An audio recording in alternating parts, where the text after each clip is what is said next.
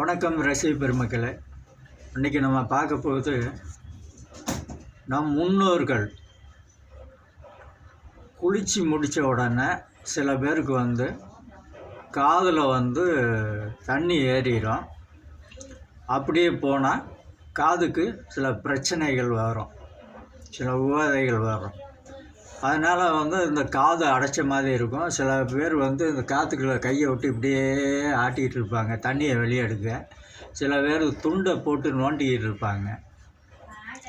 நம் முன்னோர்கள் காதில் நம்ம குளித்த பிறகு தண்ணி ஏறின அந்த தண்ணியை எப்படி எடுத்தாங்கன்னா, அந்த காலத்தில் இந்த கோழி இறகு இருக்குது பார்த்தீங்களா, இந்த இறகை நல்லா கொஞ்சமாக 2 சைடு கிழித்து கொஞ்சம் இது வரைக்கும் நுனி வரைக்கும் விட்டு இந்த காதில் இப்படி ஓட்டி எடுப்பாங்க. அது ஒரு வழக்கம் இருந்துச்சு. இது இப்போயும் சில பேர் கிராமத்தில் எடுத்துக்கிட்டு இருக்காங்க. கிராமத்தில் உள்ளவங்க எடுத்துக்கிட்டு இருக்காங்க. இப்போ என்னென்னமோ வந்துடுச்சு. காதில் பட்ஸு அது இதுன்னு வந்துடுச்சு. பட்ஸு வந்துடுச்சுன்னா இப்போ அதுவும் காதுக்குள்ளே நம்ம ஓட்டி அந்த பட்ஸு எடுத்தாலும் நம்மளுக்கு காதில் ஏதாவது ப்ராப்ளம் வரும்.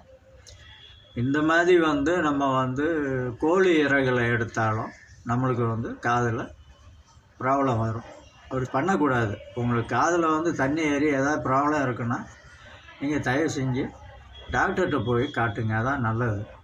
இதை நான் ஏன் சொல்கிறேன் அப்படின்னா, இந்த கோழி இறகுல நம் முன்னோர்கள் குளித்து முடித்த பிறகு அந்த காற்றுக்குள்ளே ஏறின தண்ணீரை அவங்க எப்படி எடுத்தாங்க அப்படிங்கிறத நான் உங்களுக்கு ஒரு செய்முறையாக செஞ்சு காட்டுறேன், பாருங்கள்.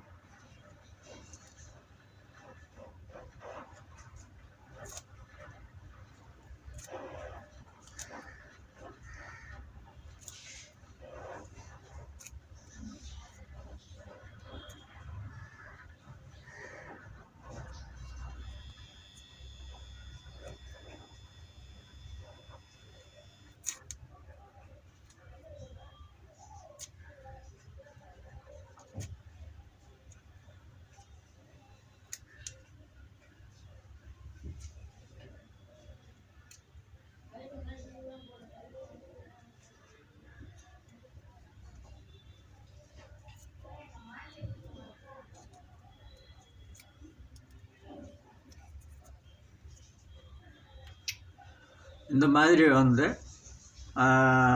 2 சைடும் உள்ள இறக்கையை கொஞ்சம் கொஞ்சமாக கிழிச்சு இந்த மாதிரி எடுத்துக்கிடுவாங்க.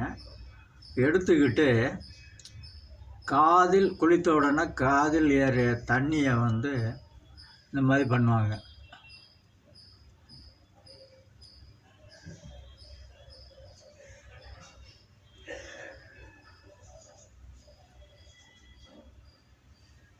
இந்த மாதிரி பண்ணுவாங்க.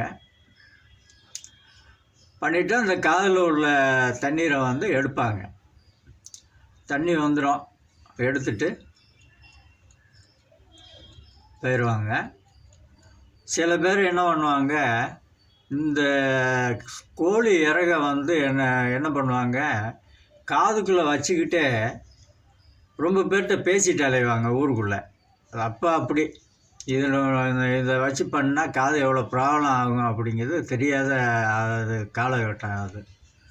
அந்த காலத்தில் கோழி இறகால் குளித்து முடித்த உடனே காற்றுக்குள்ளே இருக்கிற தண்ணீரை எடுக்கக்கூடிய முறையும் இதுதான். இப்போ கிடையாது, ரொம்ப பேர் அதை மறந்துட்டாங்க. அதை நான் உங்களுக்கு சொல்லணும்னு நினச்சேன், அதான் சொல்கிறேன். நன்றி, வணக்கம்.